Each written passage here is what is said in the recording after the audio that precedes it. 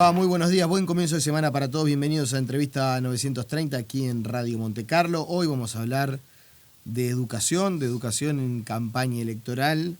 Uno de los temas principales. Es verdad que en momentos en el cual la economía no acompaña tanto y el mercado de trabajo siente cierto deterioro, siempre el trabajo es el principal tema de preocupación, también la seguridad. Eso relega en algo todo lo que se habla de educación, pero ciertamente es uno de los asuntos en los cuales están puestos de las baterías para el próximo periodo de gobierno, ¿no? Tratar de consolidar algunos síntomas positivos que muestra la educación y revertir unos cuantos negativos que todavía persisten. Por eso estamos recibiendo a Rodrigo Arocena, ex rector de la Universidad de la República, en cabeza del equipo educativo de Daniel Martínez, docente, matemático, cientista social. ¿Cómo le va? Gracias por venir, ¿eh? Al contrario, gracias a ustedes y sobre todo a todos los que nos estén escuchando este lunes por esta ocasión. Cientista social. ¿A qué se dedica el cientista social? Bueno, es una manera un poco alambicada de hablar de científico social, un sociólogo, un economista. En mi caso, yo soy doctor en estudios del desarrollo, además de doctor en matemáticas. En algún momento la maravillosa Universidad Central de Venezuela, nuestra casa del exilio, además de la ocasión de terminar mis estudios de matemática y trabajar como matemático, me dio la ocasión de hacer un doctorado en estudios del desarrollo, y eso es a lo que me he dedicado en los últimos 25 años. O sea, el desarrollo de cómo impacta el crecimiento económico en, por ejemplo, resolver asimetrías. El desarrollo en un sentido integral, económico, social, cultural, sustentable ahora, en donde están algunos problemas fundamentales que nos lleva directamente a la temática por la cual tengo el gusto de estar acá, asimetrías. Tremendas desigualdades estamos viendo, y las desigualdades tienen que ver directamente con la educación y con la ocupación, el tema que se planteaba hace un minuto. Alguna gente tiene mucho más dificultades que otra en acceder a empleo digno, ¿verdad? Y esa gente muy a menudo es la que menos educación ha tenido. Alguna gente gana salarios bastante más altos que otros, ¿verdad? Y eso muy a menudo tiene que ver con los niveles educativos. Así pues, si la preocupación por la ocupación crece, como es natural en momentos de desaceleración de la economía, la preocupación por la educación debería crecer. Voy a empezar por el final, porque estamos en campaña y generalmente lo que hacen los políticos y los partidos, y en el caso suyo, los asesores o los voceros, es decirle a la gente, bueno, préstenos su voto porque vamos a hacer tal cosa. Pero hagamos así, hagamos de cuenta que la gente ya les prestó el voto. Hagamos de cuenta que Daniel Martínez llega a ganar la elección. ¿Qué nos puede decir que va a ser el eje transversal educativo, las primeras acciones educativas que vamos a ver en un hipotético gobierno de Daniel Martínez? A ver, permítanme, no voy a esquivar la pregunta, la voy a agarrar directamente porque nos va la vida como país en eso. Lo único que hay que tener claro es esto, como punto de partida. En educación, muy rápido, lo único que se hace es destruir. Eso lo mostró la dictadura. Por lo tanto, hay que tener una visión de largo plazo para ir avanzando hacia ella. ¿Qué sería la idea clave, orientadora, la que a mí me gustaría que, por supuesto, el Frente Amplio lleve adelante, pero que el país lleve adelante? A universalizar la educación media de tal manera que toda muchacha y todo muchacho que concluya la educación media esté preparado para dos cosas: para acceder a una ocupación digna, que valga la pena, que le permita vivir, que sea gratificante, y para seguir estudiando a nivel terciario. Hay que ir concluyendo con esa vieja divisoria de educación media tipo liceal para eventualmente entrar a la universidad, educación media tipo UTU para acceder al trabajo. Hay que hacer las dos cosas. Y para que la muchachada tenga entusiasmo, que cualquier docente sabe que los problemas educativos son muchos, pero el problema fundamental es el entusiasmo en los que estudian. Para que la muchachada tenga entusiasmo hay que decirle: muchacha, muchacho, a ti, a tus familias, el país te está ofreciendo la ocasión de concluir una educación media que te permita insertarte bien en el mundo del trabajo, y te permita seguir estudiando a nivel terciario. Porque si no seguís aprendiendo toda la vida, en este mundo difícil, tus perspectivas laborales pueden ser complicadas. Pero a ver, esto me parece interesante. Usted dice que lo más desafiante es el entusiasmo de los alumnos. Sin ninguna duda. Yo soy docente O sea, jubilado. se Mi resuelve- sueldo es si importante. si logramos entusiasmar a los chiquilines... No alcanza, es lo más No, importante. está bien, pero digo, si logramos entusiasmar a los chiquilines, vamos a reducir un montón de problemas que hoy tenemos. Sin ninguna duda. Yo tengo 50 años de docencia. Si empiezo la vida de nuevo, no sé si eso pasa, pero si empiezo la vida de nuevo elegiría la docencia porque no hay nada más maravilloso como profesión, por lo menos desde mi punto de vista, ayudar a la gente que aprenda, que no es lo mismo que enseñar, ¿eh? Yo creo que los docentes no enseñamos. Lo que hacemos, me doy cuenta que me arriesgo al decir esto, lo que hacemos es ayudar a que la gente aprenda. Uno aprende, estudia, se rompe el alma, crea. Y lo decisivo para eso es que la muchachada, y los que no son tan muchachos, se interesen, tengan ganas, les parezca desafiante, vean perspectiva después. En todo el mundo, ¿sabe? Uno escucha conferencias sobre los problemas en el liceo en distintas partes del mundo. Si resumo todo eso, ¿cuál es el principal problema? Hay muchísimos, pero el aburrimiento está en todos lados. Hay que interesar a la muchachada y hay que ofrecerles perspectivas. Cuando hablamos de planes de estudio, de rendimiento, de pruebas PISA, de si sabemos más, si sabemos menos, usted lo resume y se los tenemos que entusiasmar. Yo digo es lo primero, o si me permiten todavía corregirlo, sin eso todo lo demás no marcha. Si los entusiasmamos, necesitamos buenos docentes, buen apoyo de infraestructura, un equipamiento informático, todas las cosas claras. Pero lo decisivo es que sean protagonistas. Eso se llama enseñanza activa. Y entonces, sin hacer un revisionismo, pero sí haciendo un diagnóstico, llamémosle así. El principal déficit en estos años fue no haber ayornado de alguna manera, no haber modernizado los planes de estudio para lograr que se prendiera ese fuego. El problema no es tanto el plan de estudios. Nosotros tenemos a Porque veces... digo, en infraestructura, entonces se ha invertido. En infraestructura se invirtió.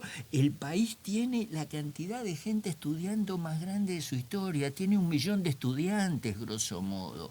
El país está teniendo una culminación de educación media superior que es escasa, 47%. Pero es bastante mayor que la que era hace 15 años, 36%. Quiere decir que hemos venido subiendo despacio. O sea, hoy se termina el liceo más gente que la que terminó hace 15 años. Notoriamente, y permítame con toda amabilidad una corrección, no es el liceo, es la educación media, que incluye el liceo y la UTU. Muy importante, nosotros a veces los universitarios, como yo, tenemos tendencia a pensar que la educación media es el liceo. No, sí, está claro. Educación media es liceo y la UTU. El problema es que educación media ha sido el liceo separado de la UTU. A mí me enseñaron muchas cosas en el liceo. ¿Y de qué podía trabajar cuando terminé educación media? Era un lío y tuve que trabajar, como la mayoría de los estudiantes tuve que trabajar. Y no tenía preparación para el trabajo.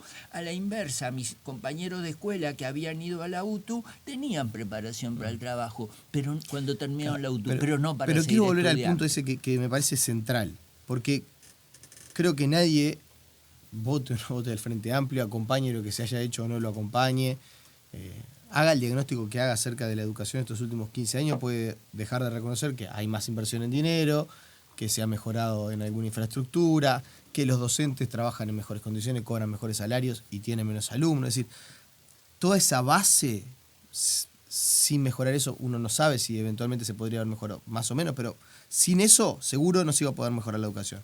Ahora sí me parece central decir, la verdad, hicimos todo eso, pero no hicimos capaz que lo principal es hacer un programa de estudio, saquémosle el programa de estudio, lograr que los chiquilines se entusiasmen. Se ha empezado a hacer. Por ejemplo, en todo el país hay clubes de ciencia. ¿Por qué importa tanto eso? Porque los muchachos y muchachas eligen los problemas que les interesan. El asunto no es tanto el programa que uno pone, es muy importante el programa, pero lo que importa son las cosas que puedan interesar. Un buen docente, a partir del interés del grupo de estudiantes, los acerca al programa. Yo necesito saber, lo primero que necesito saber cuando empiezo a trabajar con un grupo de estudiantes es por qué vía puedo interesarlos. Recuerdo más de una clase en que empiezo a dar mi clase, empiezo a charlar con ellos, miro a alguna chiquilina en el fondo y digo, tú no estás entendiendo y no te interesa nada esto que estoy diciendo, ¿verdad? Y ella con cierto reparo, estaba hablándole a un viejo docente, le tenía cierto respeto, no estoy entendiendo nada, yo cambio mi clase. 3 meses después esa chiquilina le está explicando a sus compañeros cómo funciona la Universidad de la República porque logramos lo decisivo, interesarlos. ¿Tenemos condiciones para eso? Tenemos clubes de ciencia, tenemos el apoyo informático, tenemos mucho más gente estudiando, tenemos las cosas que estaba diciendo recién. Creo que hay que confiar más en la educación. El país Cuando dice confiar más en la educación, ¿en qué sentido? Quiere decir que no podemos seguir repitiendo que la educación es una catástrofe. La educación tiene una cantidad de problemas, pero si terminaba en la educación media superior 36% hace 15 años y ahora termina 47%, entonces eso no empeoró, eso mejoró. ¿Es suficiente? De ninguna manera. Claro, no deja de ser de los peores registros, por lo menos de la región comparado con... Estamos mal en la región y por eso no podemos estar ahí es lo contentos. que uno se pone a preguntar. ¿Por qué es tan difícil? ¿Por qué tenemos peores registros o mayores tasas de abandono que Brasil, que Argentina, que Chile, ni que hablar? Digamos una cosa en favor de lo que yo estoy convencido. Nuestra educación tiene un nivel seguramente insuficiente, pero otros países de la región tienen un nivel todavía más insuficiente. Pero cuando hace referencia a eso... Y comparativamente es más fácil terminar la educación media en otros lados que en el Uruguay. ¿Eso es una coartada? De ninguna manera. Es aceptable que no se haya generalizado la educación aprenden menos. media. Aprenden menos, se les desafía menos. Pero yo quisiera que esto, por favor, quienes me hagan el honor de escucharme, no lo vean como una coartada. Tenemos que hacer las cosas mucho mejor. Tenemos que en 10 años conseguir que prácticamente toda la muchachada esté concluyendo educación media superior. Y eso significa que puedan entrar a un buen desempeño laboral y puedan seguir estudiando. Yo recuerdo una reunión que hace mucho, cuando era rector de la universidad, una muchacha me dijo, rector, ¿y usted cómo nos va a convencer de que sigamos estudiando? Compañera, yo no lo voy a convencer, yo no la voy a convencer. Lo único que le voy a decir que para usted y sus compañeros y compañeras, si usted no sigue estudiando, ¡ay!, va a tener una vida difícil. Porque sus abuelos de pronto pudieron aprender ciertas cosas y trabajar toda la vida con lo que habían aprendido. ¿Qué tienen pensado hacer ustedes para entusiasmar a esos alumnos, para lograr definitivamente prender el fueguito ese donde el chiquilín no quiere dejar de estudiar y revertir una situación que ustedes mismos reconocen está mal en la región? Por supuesto, cualquier cosa menos el exitismo. Por un lado, las perspectivas. Para gran parte de las familias uruguayas, la idea de que los jóvenes, sus hijas e hijos, pudieran concluir la educación terciaria no estaba planteado. Cuando yo entré a la Universidad de la República, que hace mucho, pero tampoco hace 500 años, éramos una pequeñísima minoría. Ahora está entrando a la Universidad de la República algo así como 2 de cada 7 personas de cada generación.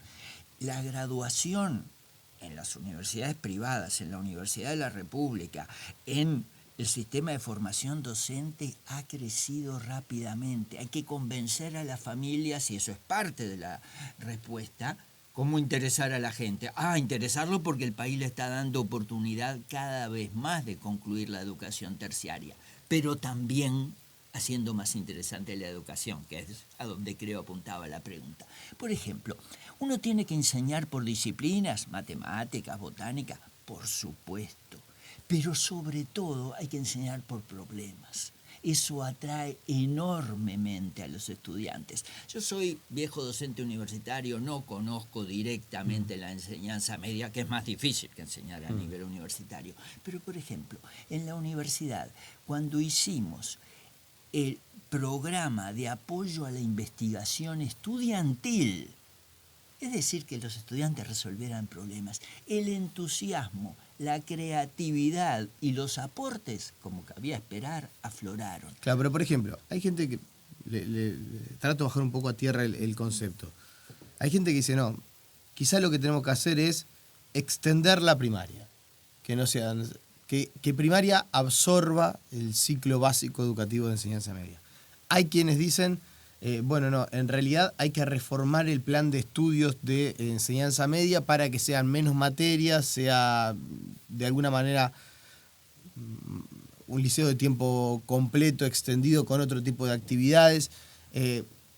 Hay distintas alternativas que se están manejando para eventualmente lograr ese resultado de que cada vez más los chiquilines se entusiasmen y terminen de estudiar, que parece ser el gran problema que tenemos, porque más allá de los resultados que obtenemos en pruebas PISA, eso que seguramente no sean los esperados, tampoco está tan mal con relación al barrio, está quizás mal con relación a lo que era Uruguay, pero sí estamos a nivel de lo que es la región. Claramente estamos por debajo en el tema de deserción educativa. Déjeme decir dos observaciones previas y después tomar su pregunta.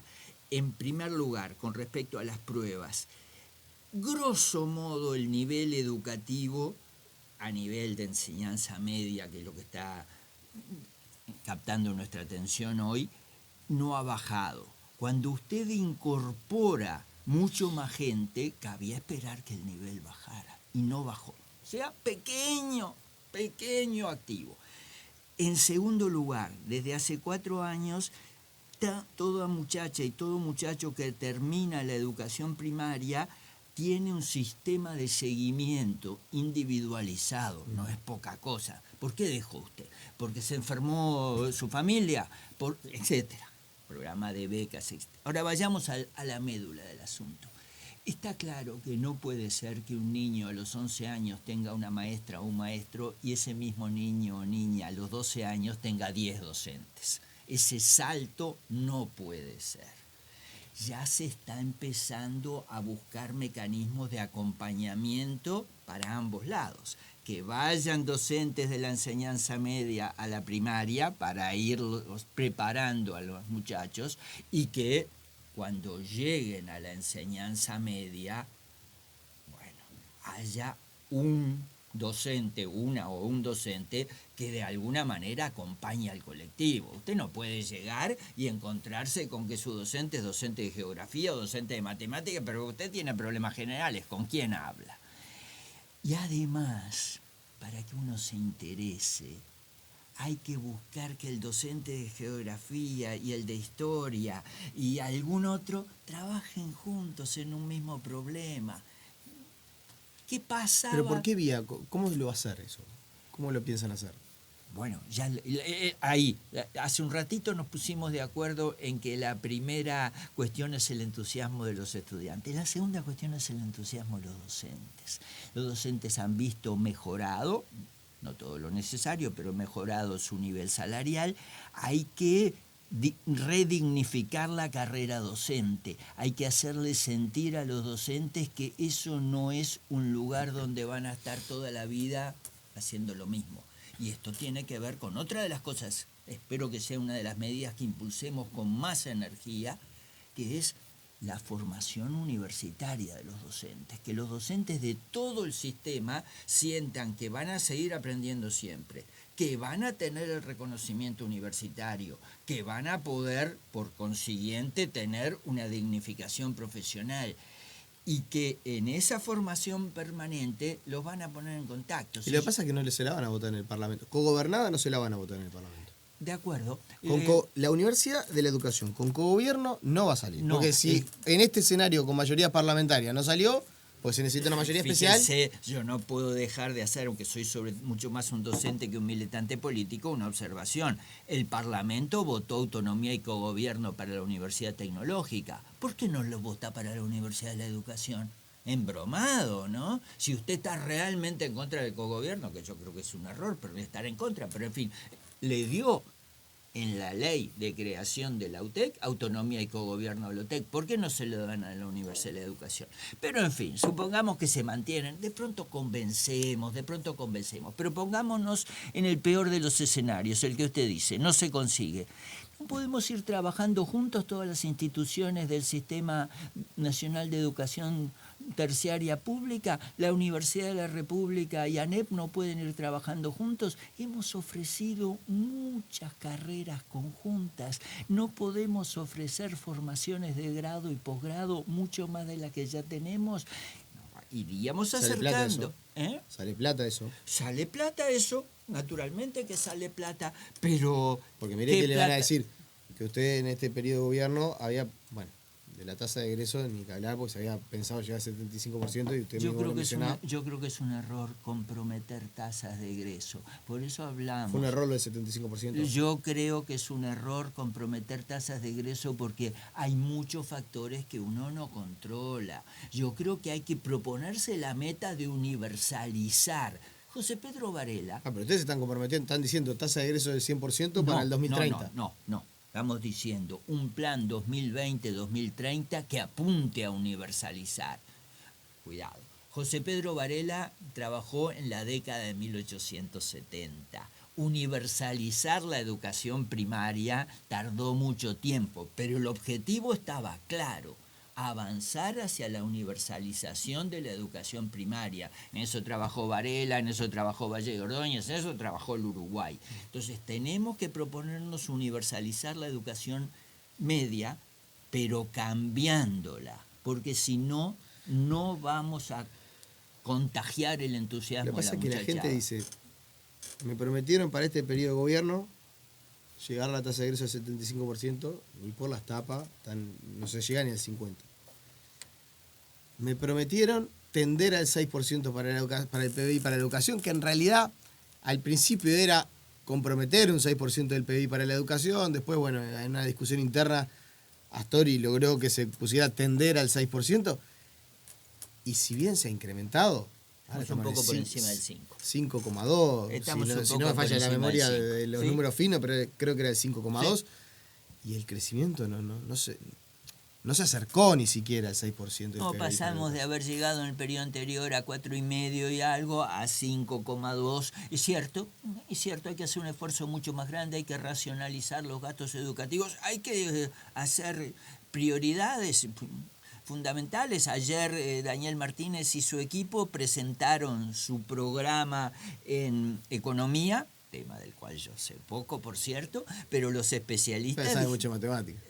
No es lo mismo, pero... No es lo mismo, pero algo sé de economía. Además estudié bastante cuestiones de desarrollo. Ellos plantearon distintos mecanismos por los cuales esperan obtener mejores rendimientos de los recursos. Ojalá, y es un compromiso que se ha asumido, ojalá eso nos permita ir avanzando en una dirección de mayores inversiones. Pero fíjese una cosa, acá hay un ida y vuelta.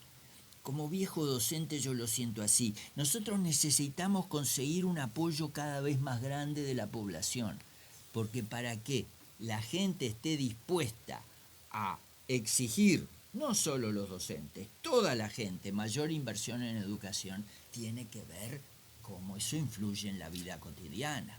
Entonces las cosas van juntas. De las últimas, ¿también fue un error hablar del cambio de ADN en la educación? A mí es una metáfora que no me gusta. Yo creo que es una metáfora que no es de las bien logradas. No va por el cambio de ADN en la educación. Va por un proceso cultural y social de convencer a toda la población de que el destino de la democracia política y social del Uruguay, qué lindo país qué tempranamente generalizó la democracia política y social, que el destino de la democracia política y social del Uruguay pasa, entre otras cosas, por universalizar la educación media en el sentido que estuvimos hablando y por generalizar el acceso a la formación terciaria combinada con el trabajo a lo largo de la vida entera. Mi nieto no va a poder creer que hubo una época en la cual no se seguía estudiando toda la vida. No va a poder creer que hubo una época en la cual no se aprovechaba todos los ámbitos de trabajo para ahí también enseñar. Usted lo sabe muy bien, usted es un periodista que debe estar aprendiendo permanentemente cuando trabaja. Se aprende en las aulas, pero se aprende tanto y más en los ámbitos de trabajo. Tenemos que juntar eso. Para eso tenemos que lograr, y esa es la consigna básica del Plan 2020-2030 del Frente Amplio para la Educación, para que todas las personas puedan seguir aprendiendo siempre a nivel cada vez más alto. La última. ¿Usted qué le gustaría, qué lugar le gustaría ocupar en el próximo periodo? Ser un muy activo colaborador honorario del Frente Amplio. ¿No agarra la vaina del presidente del CODICEN? No sería nada razonable que se empezara a hablar de cargos antes del resultado de las elecciones. No, me dijo que no igual. No, me dijo que no igual. Yo ahora le voy a contestar. Eso es una respuesta general para todos los demás. Para mí, no. Yo lo que quiero es trabajar como docente jubilado y como militante honorario, contribuyendo a la causa de la educación y al mejor gobierno de la izquierda, pero desde posiciones honorarias. Le agradecemos, Rodrigo Arocena, por esta presencia. Y bueno, un día lo vamos a convocar para hablar de matemáticas. Quiero hablar de otras cosas. En algún momento vamos a salir de la coyuntura y vamos a ponernos a hablar Yo era matemático en una vida anterior. Yo dejé de hacer matemática a fines de los años 90 cuando me dediqué totalmente a una cosa preciosa, chiquitita, que hice en la Facultad de Ciencias, la Unidad de Ciencia y Desarrollo, para enseñarle cuestiones de ciencias sociales a los estudiantes de biología, química, bioquímica, física, matemática. ¿Eso le apasionó más que ser matemático? Sí, porque era mucho más diverso. La matemática fue una maravilla para mi vida, pero esto es más maravilloso porque me ponía en contacto con estudiantes diferentes. Nunca en mi vida voy a decir la matemática fue algo maravilloso en mi vida. Con esto cerramos. Nos encontramos mañana. Que pasen, muchachos.